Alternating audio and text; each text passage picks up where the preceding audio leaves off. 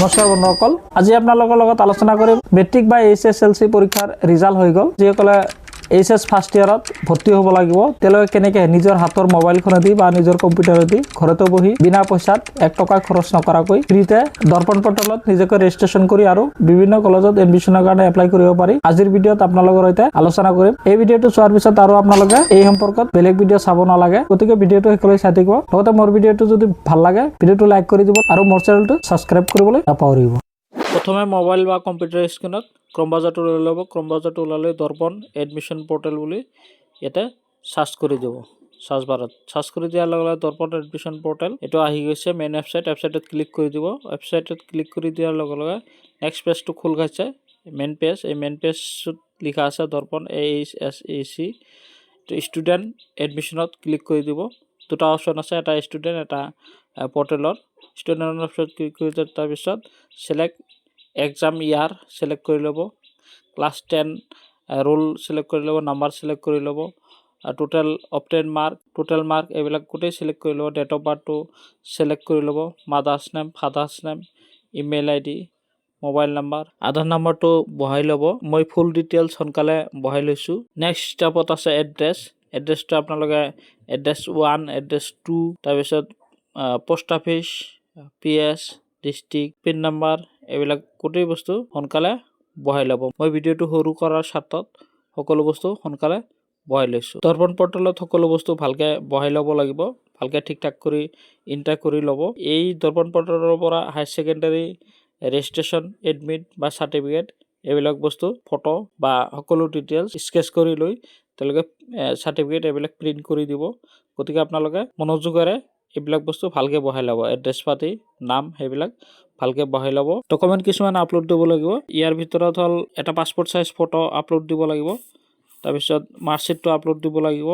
আপোনালোকৰ যিখন মাৰ্কশ্বিট অনলাইনৰ পৰা ডাউনলোড কৰি লৈ এইটো আপলোড দিব লাগিব। যিহেতু মাৰ্কশ্বিট এতিয়াও হাৰ্ড কপিটো স্কুলৰ পৰা দিয়া হোৱা নাই, গতিকে আপোনালোকে অনলাইনৰ পৰা ডাউনলোড কৰি সেইটো মাৰ্কশ্বিট আপলোড দিব। তাৰপিছত আছে আপোনালোকে ৰেচন কাৰ্ড। এই ৰেচন কাৰ্ডৰ বিষয়টো এইটো গুৰুত্ব সহকাৰে ল'ব। ৰেচন কাৰ্ডটো ভালকৈ স্কেন কৰি আপলোড কৰিব লাগিব। আধাৰ কাৰ্ডখনো ভালকৈ স্কেন কৰি আপলোড কৰিব। এইখিনি ডকুমেণ্ট মই ভালকৈ স্কেন কৰি লৈছোঁ। স্কেন কৰি মই আপলোড কৰি দিম। আৰু যিটো ৰেচন কাৰ্ড, এই ৰেচন কাৰ্ডৰ বিষয়টো এনেকুৱা, যদি আপোনালোকে ৰেচন কাৰ্ড আপলোড নিদিয়ে 7,000 মান এডমিশ্যন ফিজ ভৰিব লাগিব। আৰু যদি ৰেচন কাৰ্ডটো আপলোড দিয়ে সেই 7,000 এডমিশ্যনটো ভৰিব নালাগে। যিহেতু BPL কেটাগৰী যদি হয়, ডিটেইলছখিনি ভালকৈ ফিল আপ কৰি লৈ মই আপলোড কৰি দিছোঁ।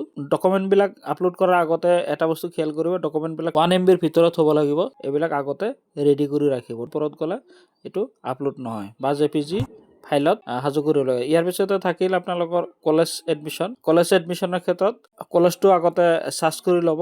কলেজৰ নাম দি চাৰ্চ কৰিব অথবা ফিল্টাৰত গৈ ডিষ্ট্ৰিক্ট চিলেক্ট কৰি কলেজবিলাক আহি যাব। এই কলেজবিলাক যিখন কলেজত পাৰ্চেণ্টেজ হিচাপত এডমিশ্যন পাব সেইখন কলেজ চিলেক্ট কৰি ল'ব। কলেজ চিলেক্ট কৰাৰ পিছত চিলেক্ট ছাবজেক্টটো আহিব। ছাবজেক্টটো আপোনালোকে ভালকৈ চিলেক্ট কৰি ল'ব।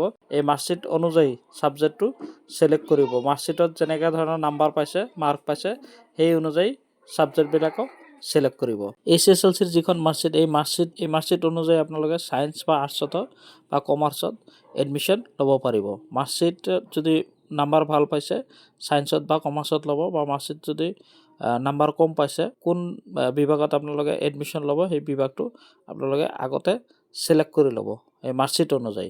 মই সৰ্বমুঠ 3খন কলেজত এডমিশ্যন মাৰি দিলোঁ এজন ষ্টুডেণ্টৰ। আৰু এটা কথা হ'ল যে ৰিচিপ্টটো এতিয়া ডাউনলোড কৰিব নালাগে। ৰিচিপ্টটো যেতিয়া আপোনালোকে কলেজৰ অফাৰটো একচেপ্ট কৰিব, যিখন কলেজৰ অফাৰটো একচেপ্ট কৰিব সেইখন কলেজৰ ৰিচিপ্টখনে ডাউনলোড কৰি কলেজত যেতিয়া অৰিজিনেল ডকুমেণ্ট ভেৰিফিকেশ্যনত লৈ যাব লাগিব তেতিয়া এই ৰিচিপ্টখন লৈ যাব। ইয়াৰ আগতে আপোনালোকে ৰিচিপ্টখন ডাউনলোড কৰিব দৰকাৰ নাই। মই সৰ্বমুঠ 3খন কলেজত এডমিশ্যন কৰাই দিলোঁ এজন ষ্টুডেণ্টৰ। দেখা পাইছে। আজিৰ আলোচনাটো ইমানতে শেষ কৰিলোঁ। নেক্সট ভিডিঅ'ত আকৌ দেখা হ'ব। মোৰ ভিডিঅ'টো যদি ভাল লাগে লাইক কৰি দিব আৰু মোৰ চেনেলটো ছাবস্ক্ৰাইব কৰিবলৈ নাপাহৰিব। Thank you, good bye.